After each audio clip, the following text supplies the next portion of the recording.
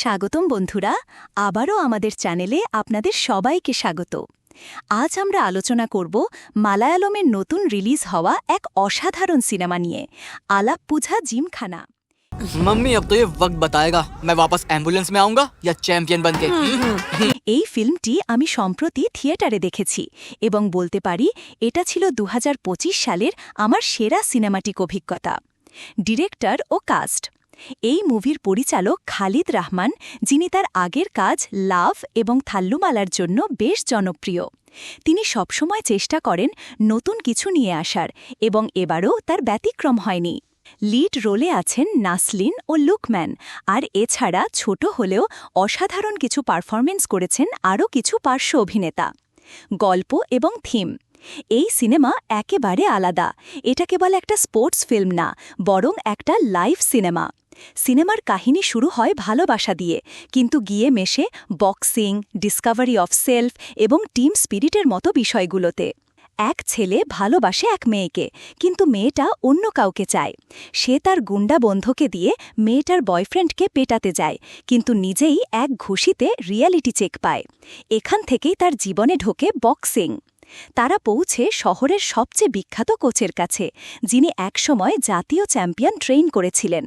কিন্তু সেই কোচ আর তার ছাত্রের মধ্যে অতীতে একটা বড় দ্বন্দ্ব হয়েছিল, যা সিনেমার ক্লাইম্যাক্সে প্রভাব ফেলে। ক্যারেক্টার, কমেডি ও ইমোশন। সবচেয়ে শক্তিশালী দিক হল ক্যারেক্টার বিল্ডিং। এখানে কোনো ক্যারেক্টার নিখুঁত না, ফ্লজ আছে, কিন্তু সেগুলোই তাদের রিয়েল করে তোলে। একটা চরিত্র আছে ক্রিস্টোফার, যখনই স্ক্রিনে আসে হাসি থামানো মুশকিল। দ্বিতীয়ার্ধে যখন সে রিংয়ে নামে, সিনেমা পুরো ফান মোডে চলে যায়। এই ফিল্ম মেন্টাল ও ফিজিক্যাল স্ট্রেংথ, অ্যাঙ্গার ইস্যুজ এবং সেলফ রিয়ালাইজেশনের দারুণ মিশ্রণ। সাথে আছে হালকা হালকা হাস্যরস, যেটা সিনেমাটাকে লাইট হার্টেড করে তোলে। মিউজিক, টেকনিক্যাল দিক ও সিনেমাটোগ্রাফি। ব্যাকগ্রাউন্ড মিউজিক ছিল খুব ইম্প্যাক্টফুল। ম্যাচ ও অ্যাকশন সিনের ক্যামেরা ওয়ার্ক ছিল এক কথায় দুর্দান্ত। সিনেমার প্রোডাকশন কোয়ালিটিও চমৎকার, বিশেষ করে বক্সিং ম্যাচগুলোতে। ভালো লাগার দিক: ইউনিক গল্প, রিয়ালিস্টিক ক্যারেক্টার, টিম স্পিরিট, এমনকি সিঙ্গল প্লেয়ার গেমে। নাসলিনের দুর্দান্ত পারফরমেন্স। সে কেবল প্রেমালুতে আলো ছড়াননি, এখানে আরও পরিণতভাবে নিজেকে প্রমাণ করেছেন। রাইটিং, ডায়লগ এবং ডেলিভারিতে নিজস্ব স্টাইল। কিছু ছোটখাটো দুর্বলতা: প্রথমার্ধ কিছুটা ধীর, কিছু ম্যাচে সাসপেন্স কম ছিল, কিছু পার্শ্ব চরিত্রকে আরও ব্যবহার করা যেত। রেটিং ও suggestion. Rating 8.5 out of 10। Premalu ভালো লেগে থাকলে এই সিনেমা মিস করা উচিত না।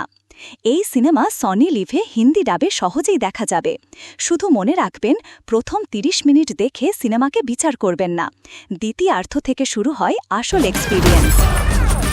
अपना ग्रैंड शो बस अभी शुरू होने वाला है।